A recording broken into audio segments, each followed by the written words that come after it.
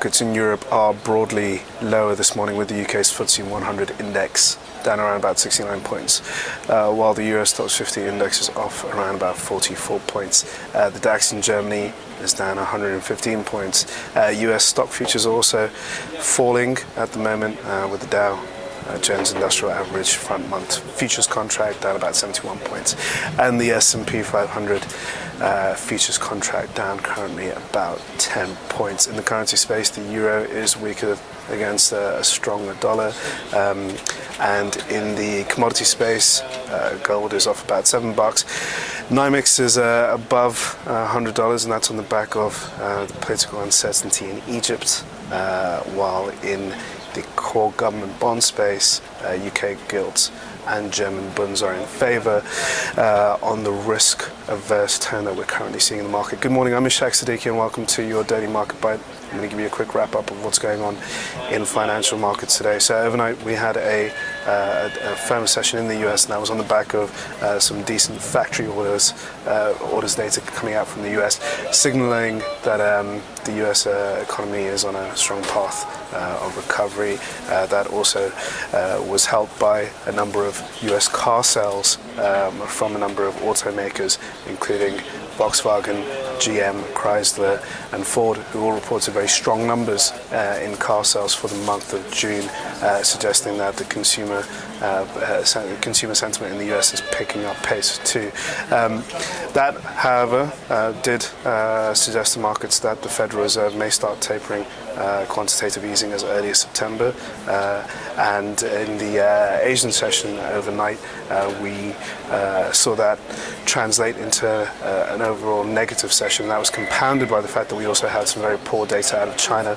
China's non-manufacturing data fell below expectations. At the same time, PMI services were also weaker than expected, again reaffirming that the Chinese economy is slowing down. That added weight to the rest of the Asian market, particularly the Australian market and the Aussie dollar, which was also weighed further by the Central Bank of Australia, saying that they would look to cut interest rates further as long as the country continues to face pressure on the back of slowing growth in China.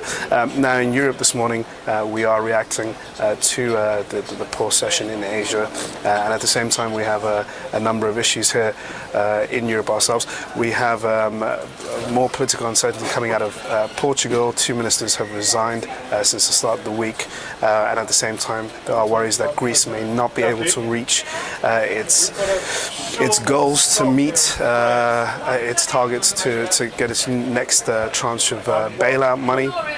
And when it comes to what's going on in terms of economic data, we've got a number of data points coming out today, including Eurozone PMI services, and we also have some US data which should give us some direction later on this afternoon. That includes the US ISM non-manufacturing report, and also the jobless claims and the ADP report, which is generally seen as a bit of a precursor before Friday's non-farm payrolls. The banking sector is also quite lively at the moment after S&P cut the ratings of 3 large European investment banks, Barclays, Deutsche Bank and Credit Suisse, citing uncertainties with the regulatory outlook and the general European banking model in the months or in the years ahead, suggesting that European banks need to beef up their capital ratios and also continue addressing the issue of deleveraging, and that's weighing on the broader sector. So that's all for your Daily Market Bite. Tune in for now and tomorrow. Thanks for watching.